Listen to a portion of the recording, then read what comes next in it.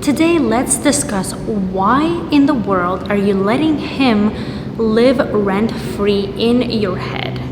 And also the topic of the group of men that will always be single and why are you wasting your precious time on these men, ladies? Why? My name is Karina, by the way. Welcome to my channel where I talk about money, women, and power. Do subscribe right now, like the video, and also check out my confidence guide ebook at intoamilylady.com/confidence or click the link below. So essentially, let's talk about kind of the timeline of a relationship that I'm certain so many women have been in. I mean, I've heard so many stories, and it's tragically a waste of time. It really truly is tragically, right? So you are dating somebody who is always single, and how to spot these signs and how to evict that and evict it from your mind, because that's very, very important, right? So the age necessarily doesn't matter. It could be somebody who is younger, middle-aged, older, either of those, but just try to apply these to your situations. But have you ever been with a person where you spend a lot of time with each other? Perhaps it's a long-term relationship.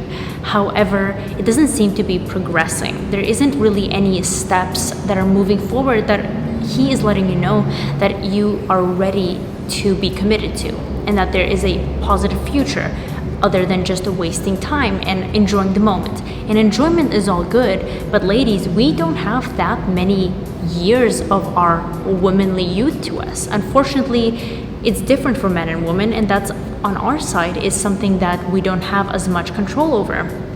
So you're hanging out, you're having a great time, perhaps he even treats you like a queen, and that's fine, but is there movement? Is there talk of improvement, engagement, marriage, the future? Is there talk of any type of future besides living together?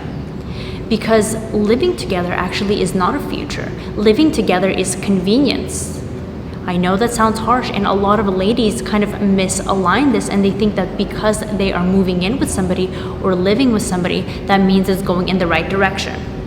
And for the most cases, what it means is kind of comfort. It's physical pleasure whenever they want it. It's helping with chores. Even if you're living rent-free and he supports you, it's still, you are trading your precious time for perhaps financial compensation or experiences. But then you have to ask yourself a question of what is more worth it? Is your time more worth it? Or are you in a time of your life where you're enjoying this? And truly ask yourself this, and don't just answer yes to the second one because it makes you feel better. Really look into your heart and what you want in life. If you want a family, if you want a husband, and you are getting towards those years, realize that your reproductive years are not that long. And is it worth to be spending this time with that person, no matter how amazing the experiences are? Because if there is no talk right now, there probably will never be. If they say they don't want to get married, that they don't want to have kids, people seldomly change their mind. And if you push it and force it, it's going to get them to resent you. And again, that's a lot of negativity. So really look for these signs. Are they appearing? Are they actually wanting to progress with you in life? Or are they looking for something convenient? There is a type of man who really just wants that convenience. And he may love you, he may cherish you, but if your goals and your paths don't align, they won't. They will not align, and it's gonna end with a heartbreak, which thankfully is recoverable, but worst off, it's gonna end with lack of time, lost time, which actually you can never ever get back as a woman. And sometimes, you know, women actually get it easier if the man doesn't ask them to move in, because the signs come a lot sooner. The ladies that actually see the red flags and cut it off sooner are the ones where they don't get asked to move in, because they're thinking, okay, what's the next step? Nothing is happening, I'm gonna cut this off. But women that move in tend to, you know, spend a very long time with their partner, and before you know it, it's too late, and you're 4 years, 6 years, sometimes even 10 years deep into the relationship. That is truly, truly tragic. And really pay attention to the man's history, his age, his goals, what his visions are in life. If he's older, what's his history in the past with the previous people in their lives, right? Has he been close to marriage?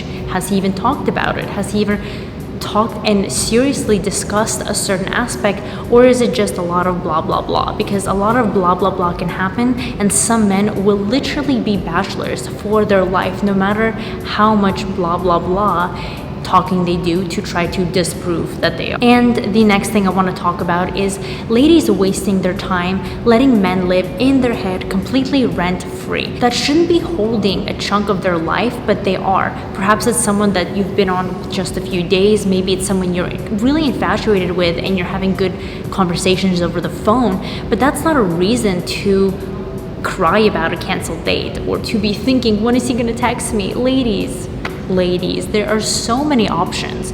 You're on this channel for a reason. You're clearly improving and elevating your life.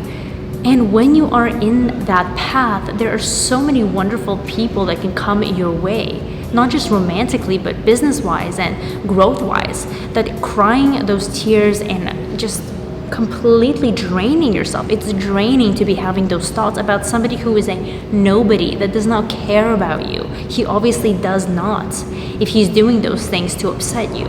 So you're just completely taking away from your life. You're just cutting yourself short. You're running yourself dry. You're dehydrated. You're exhausted. And it's not helping you grow. It's taking away. So please stop. What's the best way to stop? Well, there's a lot of things. The first thing is stop stalking them. Stop checking your phone. If you must, delete the number, unfollow in Instagram, block whatever social media so you're not constantly going there checking and checking and checking. That's gonna drive you neurotic.